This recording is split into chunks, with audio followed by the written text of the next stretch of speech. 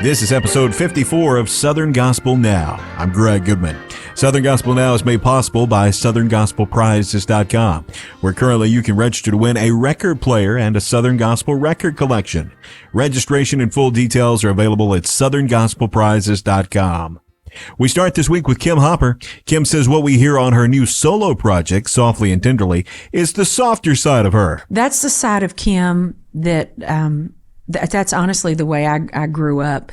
Was singing, very easy and not nearly as high and screaming out those high notes as much. But when I joined the Hoppers, I was singing with another lady, so I definitely had to sing higher. And for some reason, when you arrange songs, in gospel music especially, you want a big ending to take your point home, so to speak.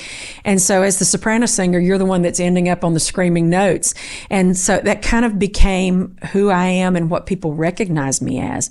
But this is the side of Kim. This, if I have to listen to myself sing, which I don't like to do that very often, but if I'm going to listen to something that I've sung, the softer side of me is the side that I enjoy the most. Triumphant Quartet's current single is Goodness of God.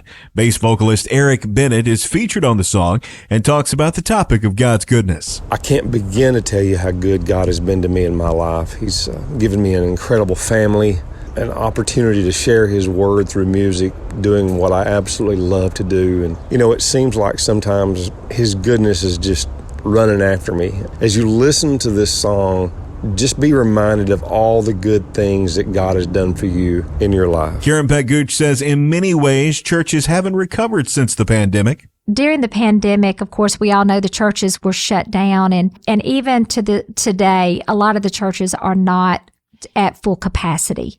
And I really feel like that God is saying it's time for the church to go and be the salt and light, to show the kindness and the love of Jesus Christ to a world.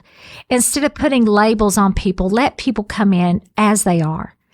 And let's show true love, true Christ-like love. The song she's referencing is Karen Peck and New River's latest, Answer is Jesus.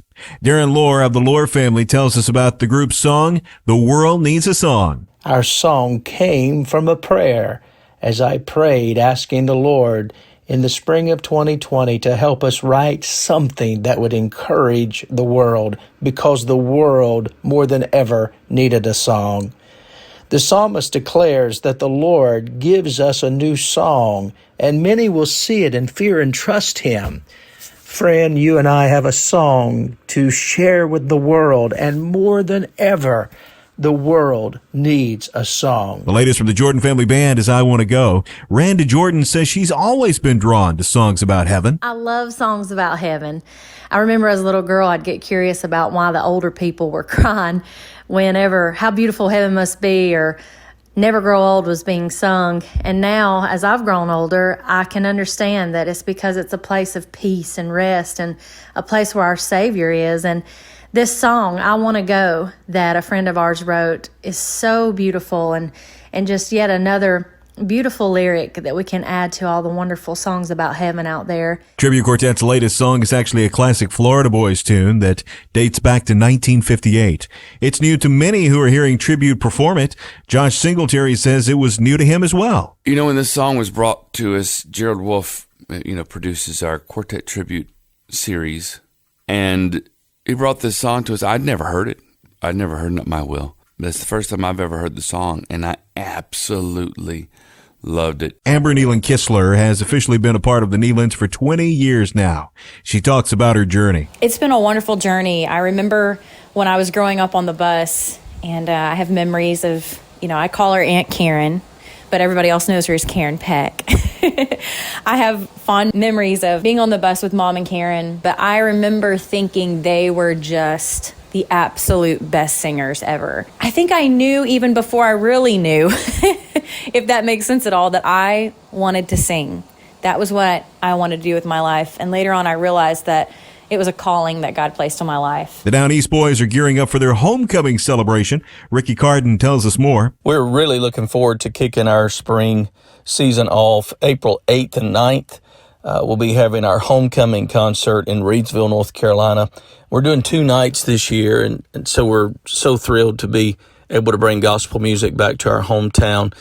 April 8th, we'll have Joseph Habedank. April 9th, the His Songs will be with us.